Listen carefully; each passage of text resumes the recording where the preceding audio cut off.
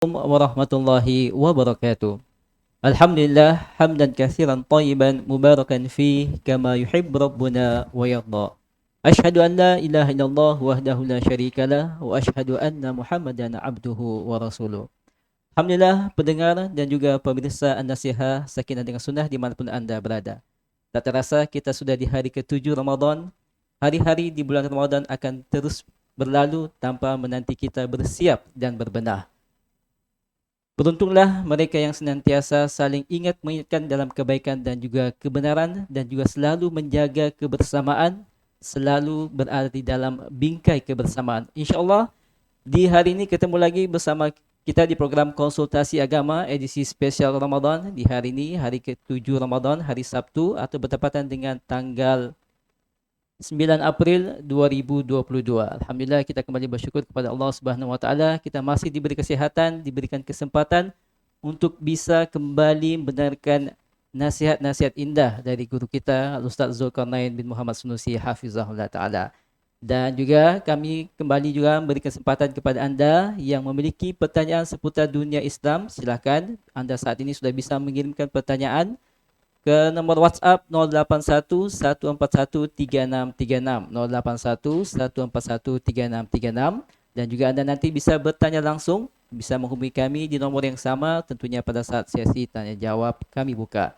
Dan silakan Anda juga saat ini bisa menyaksikan siaran kita live streaming di beberapa media sosial, di Facebook, di YouTube dan juga di Instagram channel Zulkarnain MS, TV An-Nasihah, Radio An-Nasihah dan juga di kajian kebayoran. Alhamdulillah, kita sudah bersama guru kita lagi di sore hari ini. Assalamualaikum Ustaz. Wassalamualaikum warahmatullahi wabarakatuh. Nah, hayakallah Ustaz, barakallahu fiik. Baik, pendengar yang insyaallah dirahmati Allah Subhanahu wa taala, segera kita akan simak bersama lagi nasihat yang indah dari guru kita dengan tema kita di sore hari ini selalu dalam bingkai kebersamaan. Tafadhal Ustaz. Bismillahirrahmanirrahim. Alhamdulillahi wa kafa wa salatan wa salaman ala ibadihi alladhina istafa wa ala alihi wa sahbihi wa man iktafa amma ba'd. Kaum muslimin dan muslimat, para pendengar, para pemirsa, Assalamualaikum warahmatullahi wabarakatuh.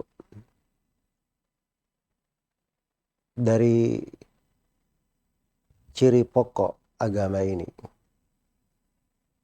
yang merupakan salah satu maksud pensyariatan adalah menjaga kebersamaan. Karena itu dalam bingkai kebersamaan mewarnai berbagai syariat-syariat besar di dalam agama kita ini. Termasuk di dalam amalia ibadah kita di bulan Ramadan ini.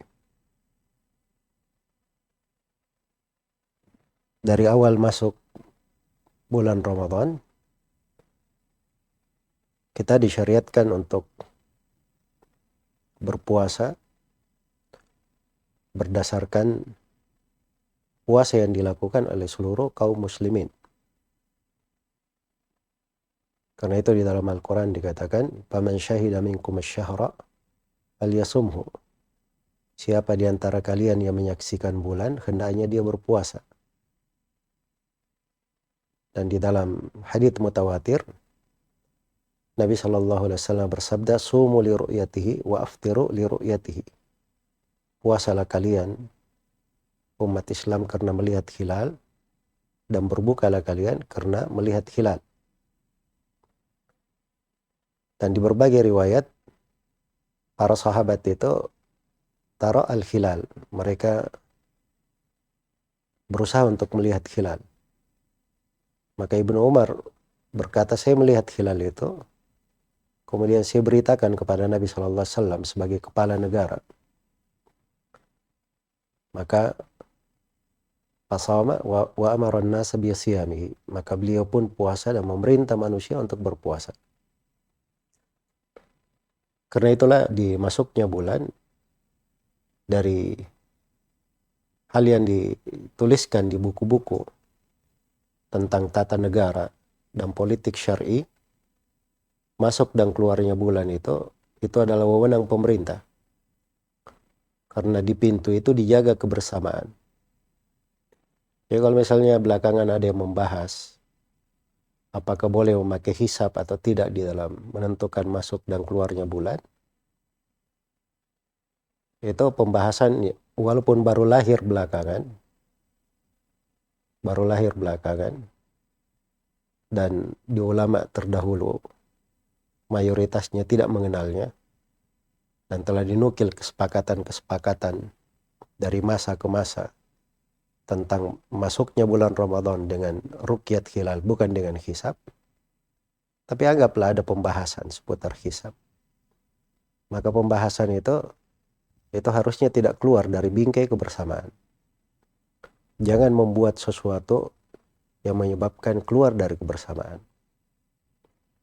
Demikian pula umat Islam ini ketika berpuasa di waktu sahur, begitu terbit fajar subuh, semuanya menahan. Semuanya menahan. Dimanapun dia berada di belahan muka bumi ini, apabila telah masuk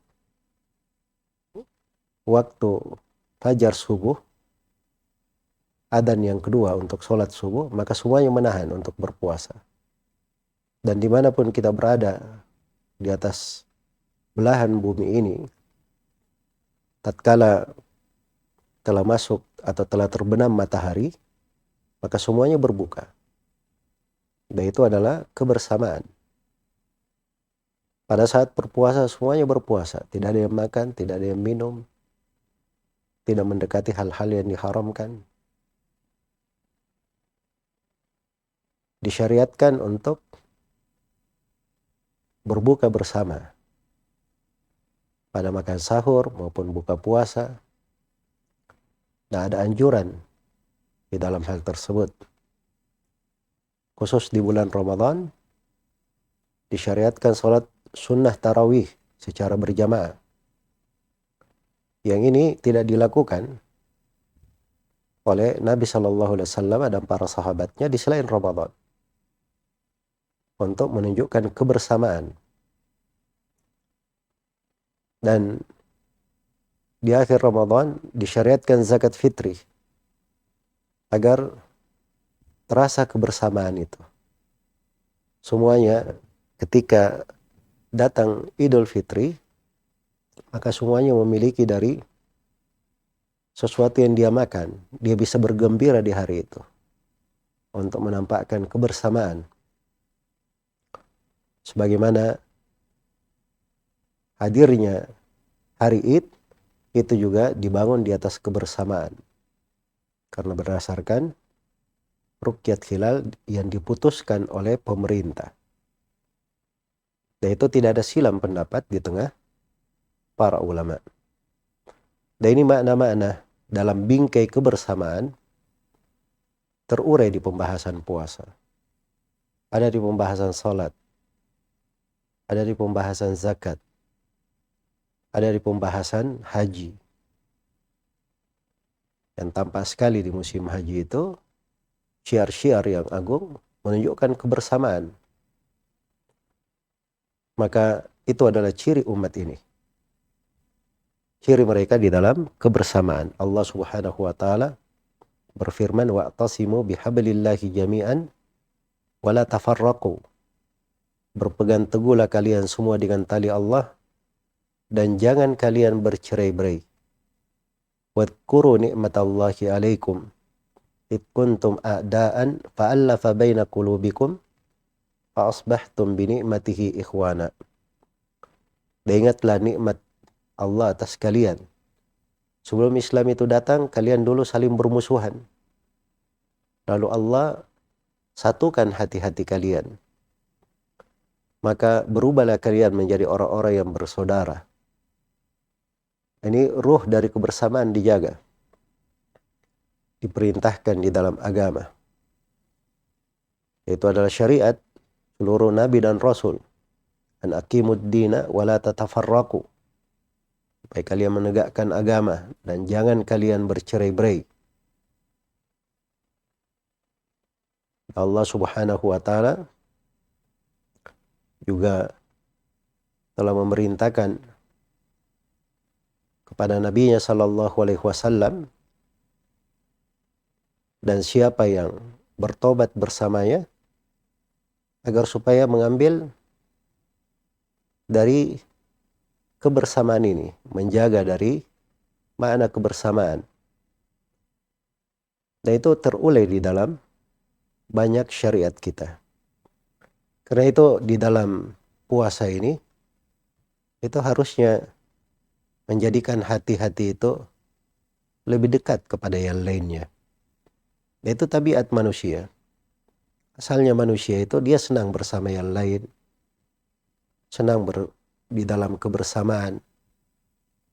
Maka kaum muslimin dan muslimat, para pendengar dan para pemirsa rahimani wa rahimakumullah, dalam kebersamaan itu banyak keberkahannya, banyak kebaikannya. Kadang sesuatu yang sedikit terasa banyak, sesuatu yang berat menjadi ringan untuk dipikul dengan kebersamaan. Sesuatu yang sempit terasa lapang, itu buah dari kebersamaan. Karena itu jangan kita mendidik diri kita untuk gemar berbeda dengan kebanyakan orang, untuk gemar menyelisihi pemerintah, berbeda dengan pemerintah, khususnya pada hal-hal yang memang itu adalah wewenang mereka di dalam hal tersebut. Dan memang adanya kepemimpinan di dalam agama, kewajiban dan pensyariatannya, bahkan sebelum Nabi SAW dikuburkan, para sahabat mengangkat pemimpin dulu sebagai ganti Nabi SAW. Kewajiban ini mesti ditegakkan, ini karena menjamin kebaikan dunia dan akhirat dari umat Islam. Karena itu dijaga dari kebersamaan. Dan pada kebersamaan itu kalau ada hal-hal yang keliru, ada hal-hal yang salah, maka kita saling nasihat menasihati sebagai orang yang bersaudara. Kemudian diambil dari sebab-sebab persaudaraan, hal-hal yang dengannya saling mengikat, melembutkan hati. Kemudian hendaknya seorang hamba itu selalu melihat dari hikmah di belakang syariat-syariat agung di dalam agama ini, maka tak akan terurai banyak hal dari keberkahan dan kebaikan dalam hidup. Karena itulah al-jamaah, kebersamaan, di dalam sebuah kebersamaan itu adalah perintah pokok di dalam agama yang menjamin kebaikan untuk semuanya. Dan di dalamnya keberkahan, sumber kebaikan. Semoga Allah Subhanahu wa taala selalu membimbing kita semua di atas jalan dan menjadikan bingkai kebersamaan ini sebagai suatu wasiat yang selalu mengiringi kita di atas jalan kita menuju kepada Allah Subhanahu wa taala dan kepada negeri akhirat. Innahu waliyyu dzalika wal qadiru alaih wallahu taala alam. Nah, Ustaz, jazakallahu khairan, barakallahu fiik wa ahsanallahu ilaik.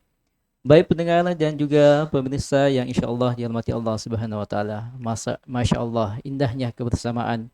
Dalam kebersamaan banyak keberkahannya. Sesuatu yang sempit bisa menjadi lapang dengan kita menjaga kebersamaan. Semoga Allah Subhanahu wa taala selalu menyatukan kita dalam bingkai kebersamaan sehingga kita tidak luput dari keberkahan, apalagi kita berada di dalam bulan Ramadan, bulan yang penuh keberkahan. Semoga kita bisa meraihnya bersama, tidak melupakan satu di antara yang lain, bersama kita juga dalam bingkai kebersamaan meraih kemuliaan dan keberkahan di bulan ini. Amin ya mujibas sa'ilin. Baik pendengar dan juga pemirsa dimanapun Anda berada, demikian tadi telah kita simak bersama wasiat-wasiat yang indah dari guru kita Al-Ustaz Zulkarnain Hafizahullah Ta'ala. Dan saatnya kita membuka sesi tanya jawab. Silakan Anda yang ingin mengajukan pertanyaan bisa saat ini mengirimkan via chat WhatsApp ke nomor 081 141 3636 081 141 3636. Dan Anda juga bisa menghubungi kami atau menelpon kami di nomor yang sama di 081 141 3636. Baik, kita akan awali dengan membacakan beberapa pertanyaan yang sudah masuk di redaksi. Ustadz, seperti biasa kita ketahui ketika memasuki bulan Ramadan banyak sekali selebaran-selebaran nasihat yang beredar dan ada salah satunya menyebutkan pernyataan seperti ini, Ustadz. Doa menghapus nama kita dan kedua orang tua kita dari api neraka.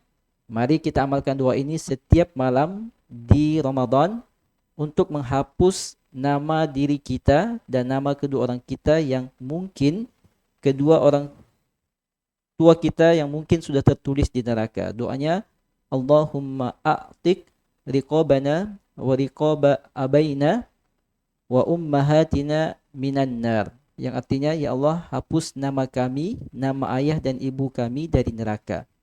Apa hukum ketika kita mengucapkan ucapan seperti ini, Ustaz? Bismillahirrahmanirrahim. Alhamdulillahi rabbil alamin. Wassalatu wassalamu ala al-mab'uthi rahmatan lil alamin. Nabiyina Muhammad wa ala alihi wa sahbihi wa man tabi'ahum bi ihsanin ila yaumiddin, amma ba'd. Antara pernyataan dan doanya itu ada kontradiksi ya. Kalau dia nyatakan seperti itu maknanya nggak bagus ya. Jadi dari mana dia pastikan semua dari kita ini sudah tercatat di neraka, cuman kita perlu minta supaya dikeluarkan diri kita dari catatan neraka supaya masuk ke catatan surga. Dari mana dia dapat hal tersebut? Iya, yaitu berburuk sangka namanya kepada Allah Subhanahu wa Ta'ala. Karena seorang nggak tahu dia dirinya berada di mana, hanya diterangkan di dalam hadits. Orang itu antara dua kedudukan, ada dua manzilah, ada manzilah di surga, ada manzilah di neraka. Dan seorang ketika akan meninggal diperlihatkan dua tempat duduk. Ya, tempat duduk di surga dan tempat duduk di neraka. Kalau dia penduduk surga, diperlihatkan tempat duduknya di neraka, kemudian diperlihatkan tempat duduknya di surga, dan itu adalah akhir untuk dia, supaya dia bertambah kegembiraan di atas kegembiraan. Diselamatkan, sudah masuk ke dalam surga, diselamatkan pula dari api neraka. Tapi siapa yang tidak disebutkan jaminan dicatat?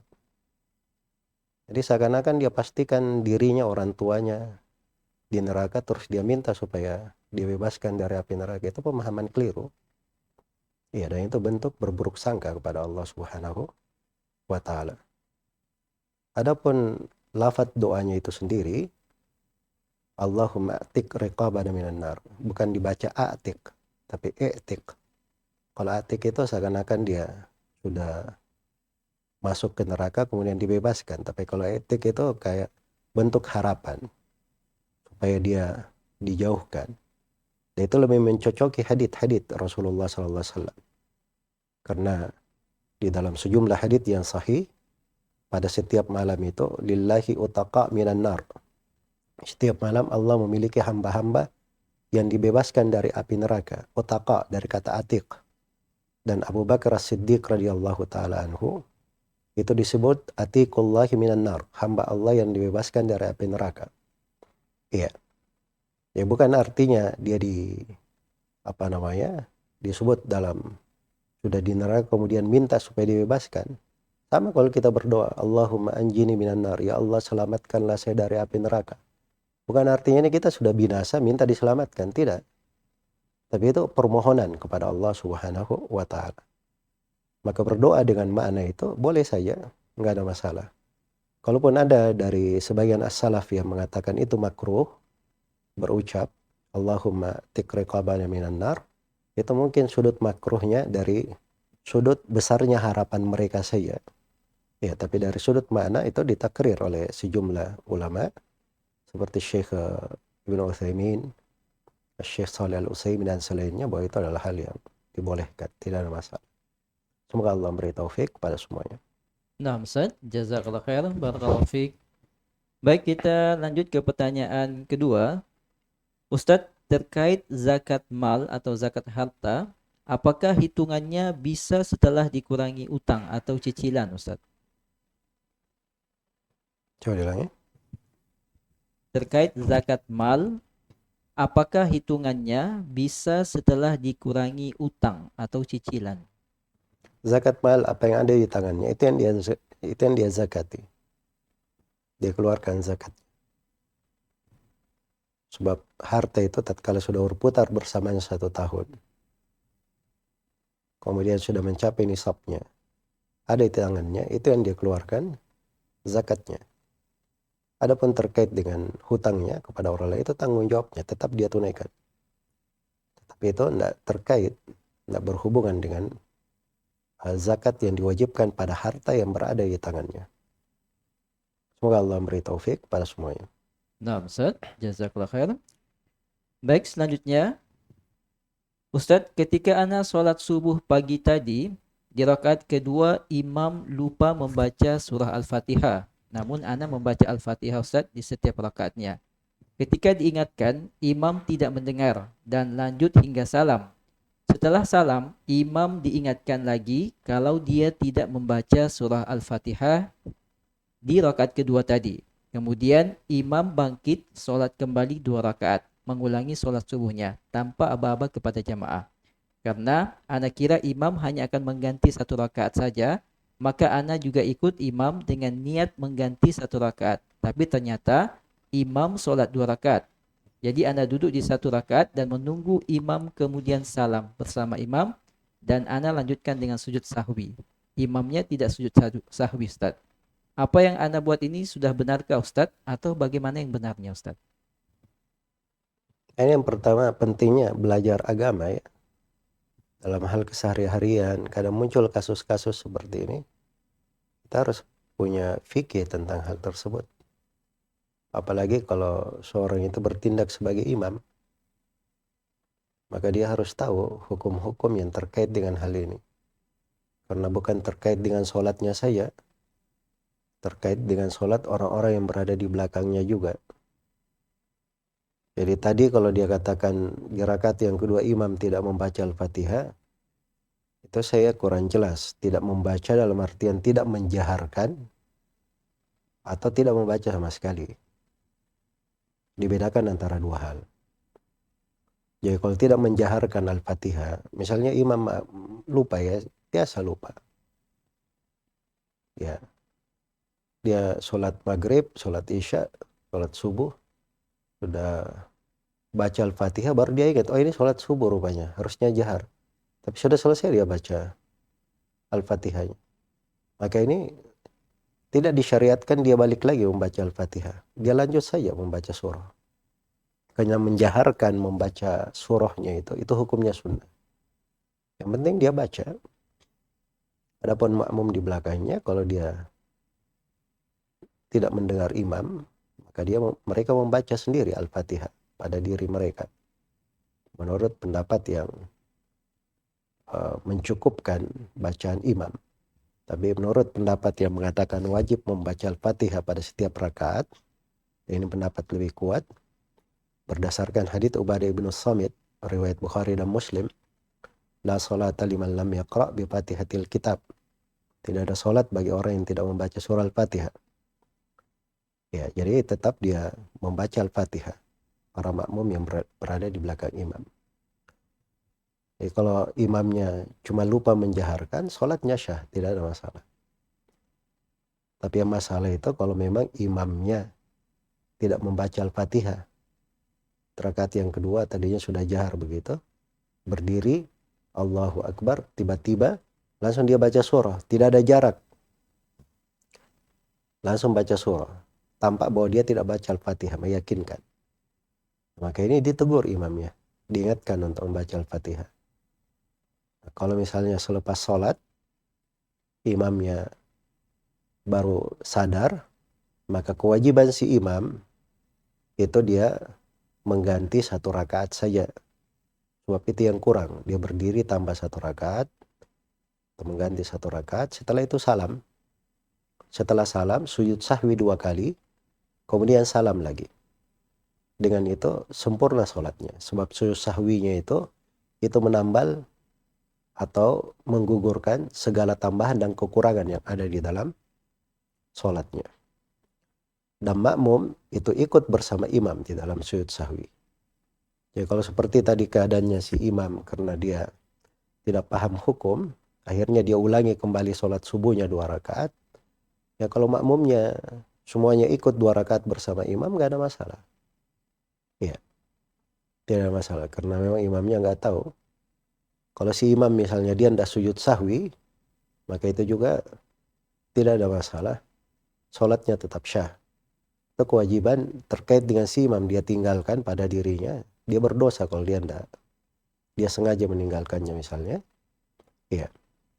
Tapi terkait dengan makmum yang berada di belakangnya, tidak ada kewajiban apapun terhadap mereka. Sholat mereka sudah syah. Semoga Allah beri taufik kepada semuanya. Wallahu ta'ala alam.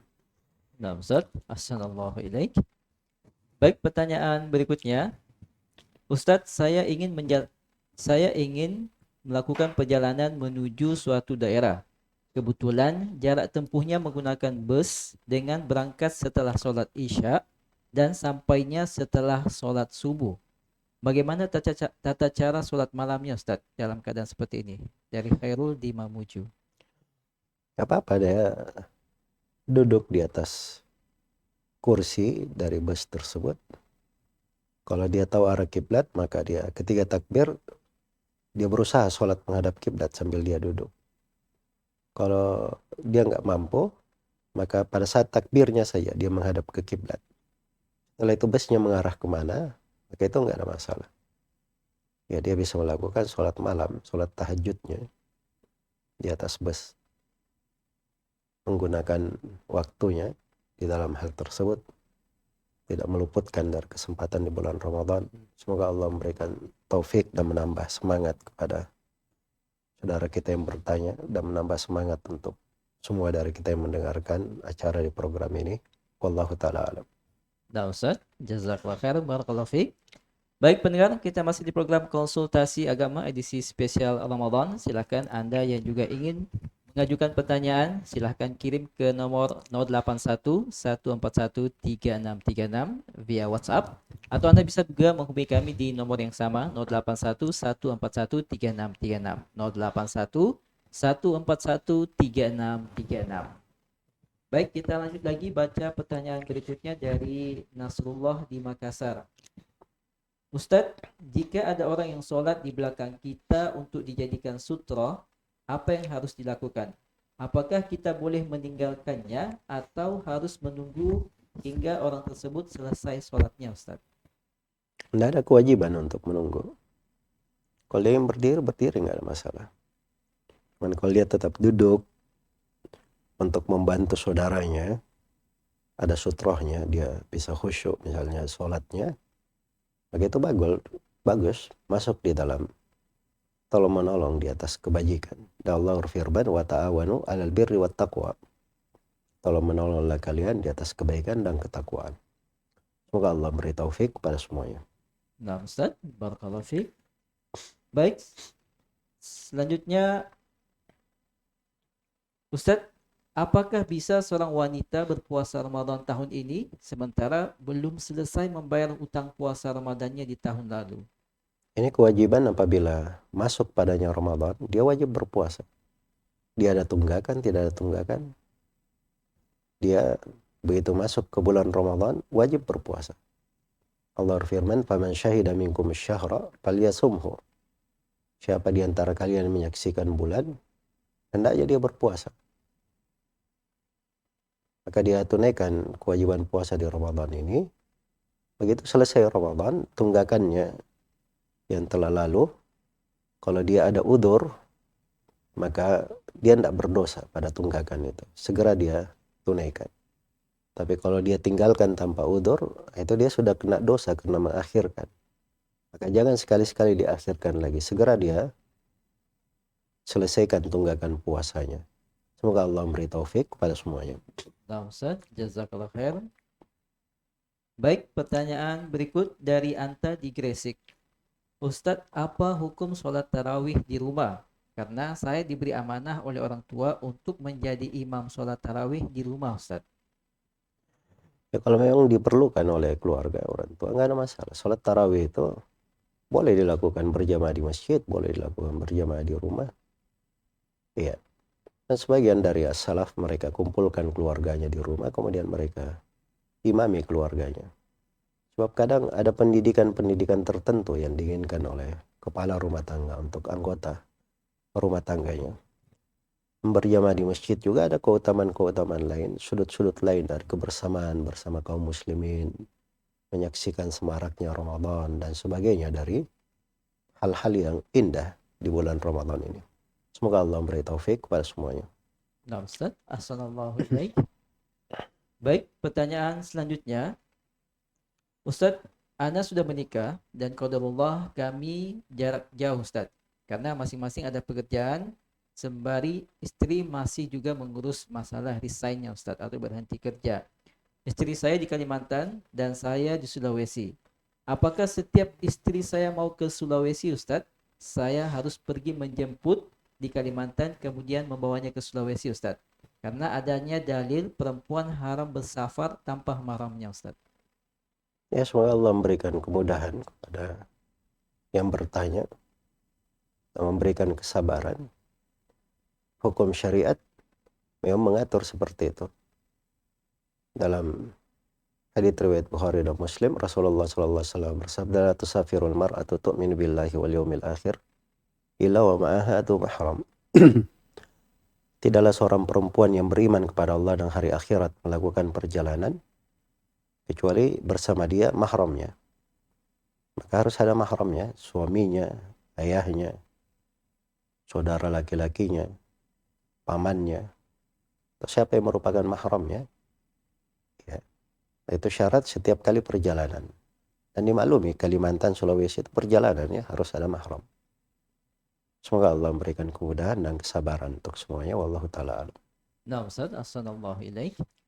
Baik, selanjutnya dari Abdullah bertanya, Ustadz mohon penjelasan dari perkataan Syekh Soleh Al-Fauzan tentang tidak adanya uzur bagi orang jahil di zaman sekarang karena fasilitas menuntut ilmu itu sudah ada di mana-mana Ustaz. Syekh itu kadang memberikan fatwa atas sesuatu itu untuk tidak membuka pintu bergampangan pada suatu masalah. Tapi kalau diminta rincian, beliau sudah merinci di fatwa resmi, ada di situs beliau. Beliau terangkan 3 kondisi. Dan beliau masih terangkan di kondisi belum sampai kepadanya hujjah, karena dia tidak pernah mendengar Islam, berada di tempat yang jauh dan terpencil. Ya, dan beliau sebutkan ada udzur di dalam hal tersebut. Di intinya itu seorang belajar itu sebenarnya belajar dari guru, supaya dia bisa memahami ucapan para ulama itu dengan benar. Kemudian yang kedua, seorang itu dia belajar suatu pembahasan itu dari literatur yang teratur. Ada tingkatan-tingkatan belajar supaya tertib ilmunya itu bagus. Dia bangun bangunan ilmu sedikit demi sedikit supaya kokoh bangunannya. Jangan langsung masuk ke dalam pembahasan-pembahasan yang luas, ada rincian-rincian yang membangun hukum-hukum yang dia sendiri tidak mengerti tentang hal tersebut. Kemudian yang ketiga, jangan seorang itu menyibukkan dirinya dengan pembahasan-pembahasan yang di dalam pembahasan tersebut ada kedetailan di kalangan para ulama. Semoga Allah memberi taufik kepada semuanya. Wallahu ta'ala alam. Nah Ustaz, jazakallahu khairan, barakallahu fiik. Baik, kita tersambung dengan satu penelpon. Ya, assalamualaikum. Assalamualaikum warahmatullahi wabarakatuh. Waalaikumsalam Assalamualaikum warahmatullahi warahmatullahi wabarakatuh. Konsultasi agama dengan Ya, siapa di mana? dengan Pak Muhammad, Pak, dari Papua.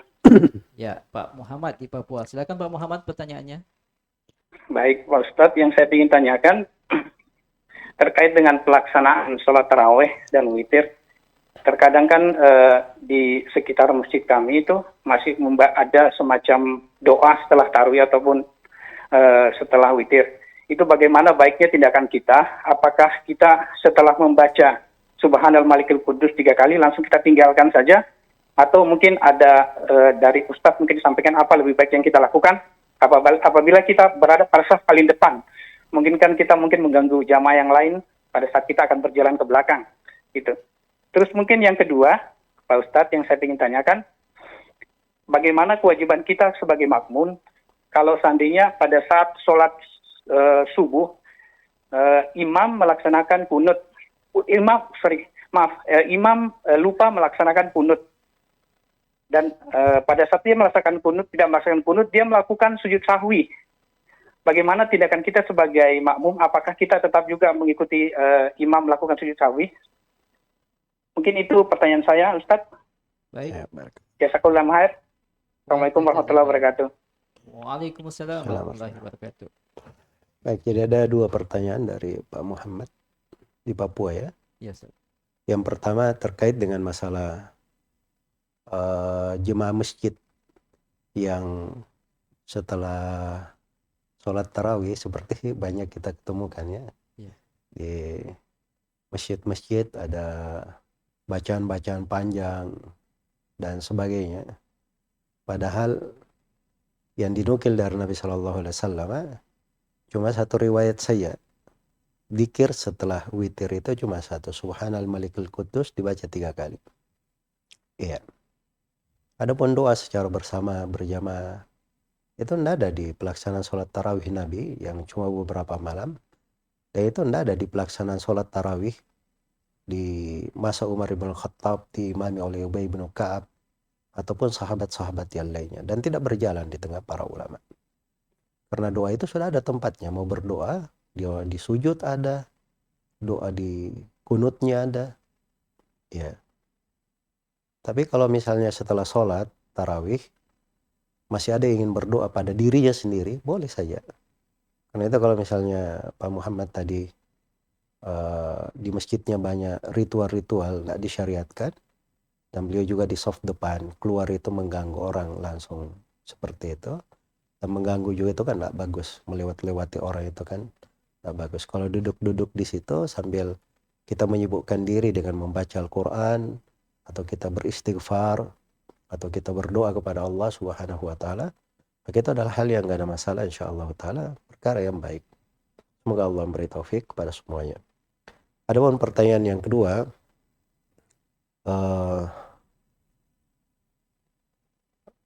apa tadi yang kedua? Imamnya lupa kunut dan sujud Terkait sahwi. dengan imam yang lupa sujud sahwi, apa yang lupa kunut, lalu dia sujud sahwi. Yes. Jadi kunut itu, membaca 2 kunut itu hukumnya sunnah, bukan wajib. Hukumnya sunnah, bukan wajib. Dan tidak ada sujud sahwi pada hal yang sunnah. Sujud sahwi itu kalau kita meninggalkan rukun, nah caranya kita ulangi rukun itu lagi, kita ulangi rakaatnya ya, kalau kita ulangi rukun, setelah itu sujud sahwi. Atau kita tinggalkan kewajiban tidak sengaja. Kalau kita tinggalkan kewajiban, ini tidak perlu diulangi rakaatnya, cuma sujud sahwi saja. Tentunya ada rinciannya sebelum salam dan setelah salam di pembahasan. Ya, adapun kalau meninggalkan hal yang sunnah, itu tidak ada sujud sahwinya menurut pendapat yang paling kuat dengan para ulama. Walaupun sebagian ulama ada yang membolehkan untuk hal itu berdasarkan keumuman makna lupa di dalam hal tersebut. Iya. Tapi harusnya imam itu jangan menggambarkan bahwa kunut itu adalah wajib, supaya orang tidak salah paham, karena kunut itu hukumnya sunnah. Kalau dia sebagai imam, dia itu harus memberi gambaran yang tepat. Karena itu saya pernah sangat gembira sekali suatu hari saya sholat, saya lupa di tahun berapa, saya sholat di Masjid Nabawi. Kemudian setelah witir, yang imam waktu itu Syekh Salah Al-Budair, saya masih ingat. Setelah witir beliau tidak kunut, langsung salam. Ya. Terus selepas sholat saya sangat bersyukur kepada Allah, imam ini beliau tidak sengaja tidak kunut witir supaya memberi panutan kepada manusia, contoh secara tidak langsung bahwa kunut witir itu bukan wajib. Ya, andai kata wajib maka tidak bisa ditinggalkan, atau sujud sahwi kalau meninggalkannya. Tapi itu tidak terjadi, supaya diterangkan bahwa itu sunnah dan itu pengajaran kepada manusia secara tidak langsung. Dan itu berjalan di tengah para ulama. Ada sebagian sahabat yang kadang sebagian tahun dia tidak berkurban sengaja, supaya orang-orang itu tidak menyangka bahwa berkurban itu hukumnya wajib. Ya. Dan ini kadang ada sebagian orang yang menjadi panutan manusia, apalagi dia imam.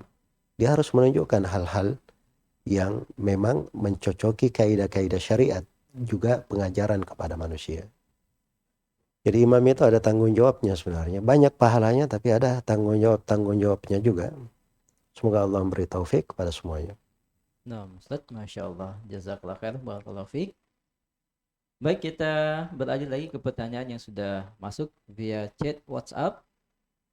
Ustadz, kebetulan saya diamanahkan sebagai imam tarwih di salah satu masjid. Jamaah meminta saya untuk sholat 11 rakaat, namun dengan bacaan yang pendek, kira-kira setengah halaman lebih untuk tiap rakaatnya. Apakah saya tetap terhitung sholat semalam suntuk dengan tata cara seperti itu, Ustadz?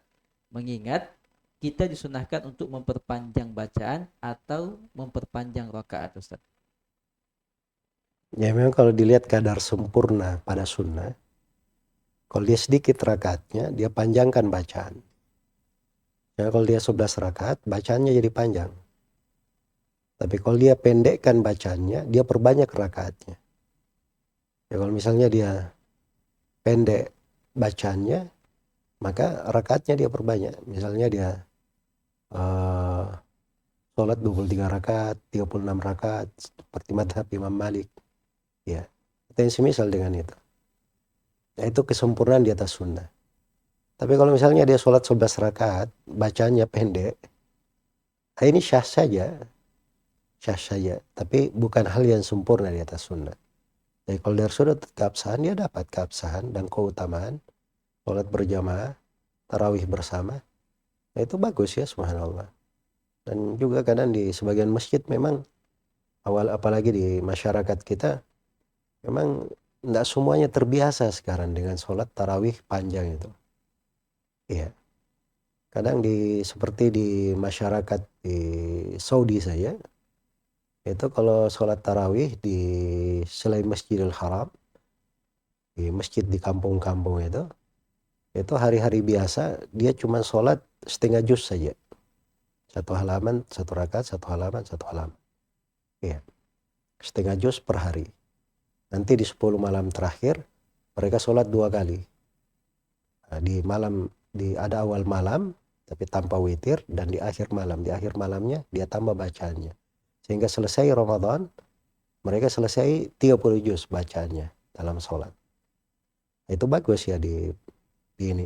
Kalau di masa dahulu itu, dan masih ada di sebagian tempat ya, di negeri kita juga ini masih ada pondok-pondok pesantren yang khatam dalam Ramadan 2 kali, 3 kali, ada lebih daripada itu. Iya. Cuman ini di masyarakat umum itu memang harus kita jaga, karena ya kita juga tidak bisa melepaskan kondisi mereka. Banyak kerja di siang hari, di malam harinya mungkin agak berat, apalagi di awal malam dan sebagainya. Jadi diberikan di dalam hal itu nggak ada masalah insyaallah ta'ala. Semoga Allah memberi taufik kepada semuanya. Nah, Ustaz, barakallahu fiik wa jazakallahu khair.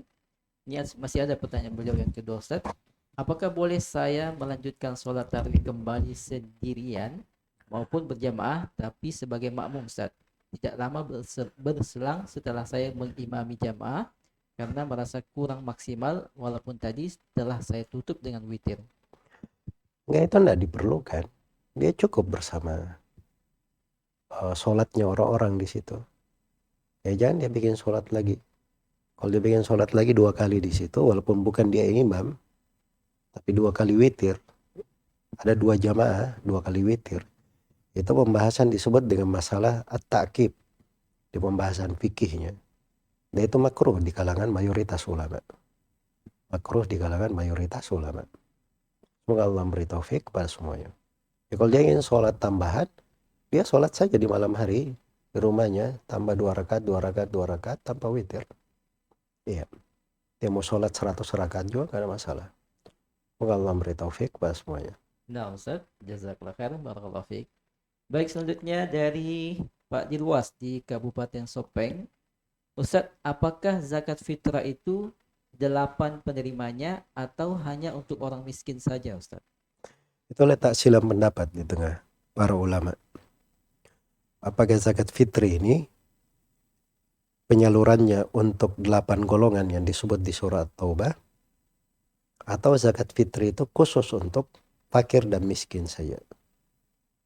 Ya, saya sendiri saya lebih condong kepada pendapat mengatakan itu fakir dan miskin, sebab itu yang ada di teks hadits pensyariatan zakat fitri dalam hadits Ibnu Abbas. Wa ta'matan lil masakin, dan sebagai makanan untuk orang miskin.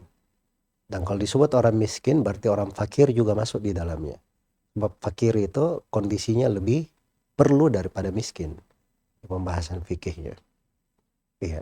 Itu pendapat yang lebih kuat. Dan seorang kalau ada silam pendapat seperti itu, diambil kadar yang paling hati-hati. Kadar yang paling aman supaya dia keluar dari silam pendapat. Semoga Allah memberi taufik kepada semuanya. Wallahu ta'ala alam. Nah, Ustaz, barakallahu fiik. Baik, selanjutnya dari hamba Allah di Goa. Ustadz, bagaimana hukum mengeluarkan zakat emas kita, sedangkan sebagian emas ada di Pegadaian? Nah, apakah emas yang ada pada kita itu saja yang dikeluarkan zakatnya, Ustadz, atau bagaimana, Ustadz? Yang di Pegadaian itu tidak mengeluarkan harta itu dari kepemilikan dia. Ya, supaya masih miliknya. Maka yang di Pegadaian dengan ada yang di tangannya, dia hitung semuanya. Sampai nisabnya 85 gram, maka harus dia keluarkan 2,5%. Itu kewajiban tercatat dari sisi Allah Subhanahu wa Ta'ala. Ada haknya orang miskin, 8 golongan di situ. Ya, semoga Allah memberi taufik kepada semuanya. Nah, Ustadz, jazakallahu khairan, barakallahu fiik. Baik, selanjutnya dari Fulana di Makassar. Ustadz, bolehkah anak sholat sendiri sementara di rumah ada beberapa orang?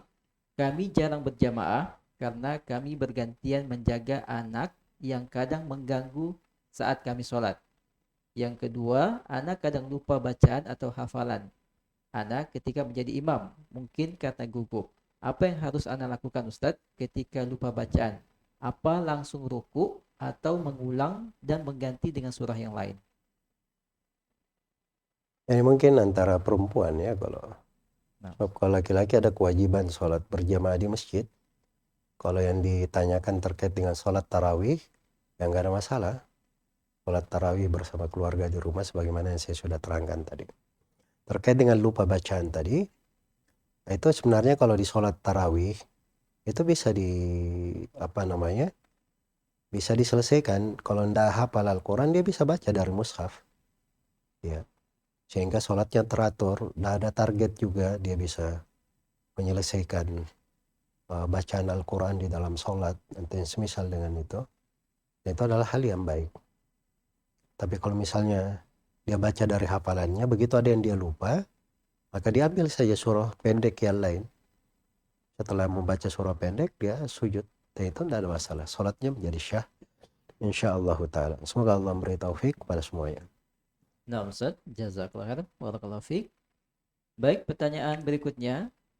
Ustadz, mengenai hadis Arba'in yang keempat, bahwa ada orang yang beramal soleh, namun di akhir ayat dia jadi penduduk neraka. Ana merasa takut sekali, Ustadz, karena sering muncul was-was keraguan tentang keimanan. Ya, dia mengambil hadits jangan sepotong aja, kan ada sepotong yang lainnya. Iya. Wa innar rajula la ya'malu bi amali ahlil jannah. Hatta la yakunu bainahu wa bainahu illa dira' fayasbiqu alaihi alkitab fayamala bi ahli an-nar bi amali ahli an-nar fayakunu min ahli an-nar. Sungguhnya seorang lelaki dia beramal dengan amalan penduduk sorga, sehingga tidak ada antara dia dengan sorga itu kecuali satu hasta saja. Satu hasta. Sia sedikit sorga. Tapi ketentuan sudah mendahului. Takdir Allah sudah mendahului. Akhirnya dia beramal dengan amalan penduduk neraka. Lalu dia masuk ke dalam neraka. Fayadkhulaha. Dan sebaliknya, wa inna rajula la ya'malu bi amali ahli an-nar hatta ma yakunu bainahu wa bainaha illa dira' fayasbiqu alaihi al-kitab fayamala bi amali ahli al-jannati fayadkhulaha. Seorang lelaki kadang dia beramal dengan amalan penduduk neraka sampai antara dia dengan neraka itu sisa satu hasta. Tapi ketentuan sudah ditetapkan atasnya, dia penduduk sorga. Maka dia beramal dengan amalan penduduk sorga, maka dia masuk ke dalam sorga. Itu kan ada dua, ada penduduk sorga dan penduduk neraka. Kita tidak tahu apa yang ditakdirkan atas kita. Iya. Dan seorang itu harus ada pintu harapan. Karena itu Nabi SAW pernah ditanya, ya Rasulullah, kalau gitu untuk apa kita beramal kalau semuanya sudah ditakdirkan? Kata beliau SAW, i'malu fakullun muyassarun lima khuliqalah. Beramallah kalian, setiap orang itu dimudahkan pada apa yang dia dicipta untuknya. Itu satu sudut. Sudut yang lain, rasa takut itu bagus saja. Tapi kriteria rasa takut yang bagus dan terpuji, itu kalau rasa takutnya membuat dia semakin besar harapannya kepada Allah. Semakin giat beribadah. Giat kepada ketaatan. Nah, itu rasa takut yang bagus. Tapi kalau rasa takut membuat dia sakit, membuat dia was-was, membuat dia malas beribadah, yang menangis saja tapi malas beribadah, itu putus asa namanya. Itu adalah hal yang dicela. Itu fikih harus dibedakan dua hal. Jadi jiwa itu harus dididik pada hal yang baik. Jangan sampai syaitan, oh bagus kamu menangis-menangis saja, itu kan menangis bagus. Itu syaitan kadang bisikan seperti itu. Orang yang menangis itu tidak semuanya bagus. Jenis menangis itu belasan jenis. Yang terpuji itu cuma satu dari jenis menangis. Menangis karena takut kepada Allah. Nah, itu ada kriterianya seperti yang saya sebutkan tadi. Semoga Allah memberi taufik kepada semuanya. Nah, Ustaz, ayakallah, barakallahu fiik. Waktu kita terbatas, kita mungkin bacakan satu pertanyaan terakhir di pertemuan kita hari ini. Ini pertanyaan dari Malaysia, Ustaz. Ustadz, bolehkah kita kumpul sholat tarawih dengan kawan-kawan di office atau mungkin maksudnya di kantor, walaupun masjid dekat? Alasannya di masjid tidak mengikuti sunnah, Ustadz. Jadi kalau di kantornya ada tempat khusus untuk sholat berjamaah, nggak ada masalah di dalam hal itu. Tapi kalau mereka sholat di masjid yang memang dibangun khusus untuk sholat berjamaah, maka itu lebih afdal dari sudut keutamaan. Pada hal-hal yang terkait dengan kekeliruan, kesalahan, kadang ada sudut memang kita hindari. Tapi kebersamaan bersama kaum muslimin, senam menjaga kebersamaan, kalau ada kekeliruan kita berusaha untuk saling menasihati. Itu hal-hal yang harusnya selalu kita bangun. Ya jangan kadang karena ingin mengamalkan sunnah ini melakukan tidak sunnah. Akhirnya sering bikin pandangan-pandangan eksklusif begitu terhadap apa yang dia bawa, kayak sikap ekstrim berlebihan, dan itu tidak bagus. Ya kita beramal dengan sunnah, itu kita mohon kepada Allah supaya diberi petunjuk sesuai dengan sunnah Nabi SAW, di atas petunjuk Nabi, dan bisa menjadi suri toladan bagi orang juga untuk mengamalkan sunnah tersebut, menggambarkan Islam yang indah, yang rahmatan lil alamin, yang pertengahan. Semoga Allah memberi taufik kepada semuanya. Nah, Ustaz, assalamualaikum ilaik wa jazakallahu khair, barakallahu fiik. Semoga Allah Subhanahu wa taala selalu memberikan kesehatan kepada Ustaz, memberikan penjagaan kepada Ustaz sehingga terus bisa berbagi bersama kita pendengar di program konsultasi agama edisi spesial Ramadan kali ini. Baik, wa jazakumullahu khairan wa barakallahu fikum untuk Anda yang juga sudah membersamai kita di sore hari ini. Untuk pertanyaan-pertanyaan yang belum sempat kami bacakan, jangan Anda berkecil hati. Insyaallah kita akan kembali hadir lagi besok di jam yang sama pukul 16.30 hingga 17.30 waktu Indonesia Tengah. Tidak dipungkiri, kita semua manusia terkadang ada perbedaannya. Namun yang perlu kita jaga bersama adalah saling bisa bersatu dalam bingkai kebersamaan, karena itu lebih banyak keberkahannya. Semoga Allah Subhanahu wa taala senantiasa memberikan taufik dan hidayah kepada kita semua, dan sampai kita ketemu lagi di program konsultasi agama edisi spesial Ramadan di hari esok lagi. Kami pamit, mohon maaf atas segala kekurangan. Subhanakallahumma wa bihamdik, asyhadu an la ilaha illa anta astaghfiruka wa atubu ilaik. Wassalamualaikum warahmatullahi wabarakatuh.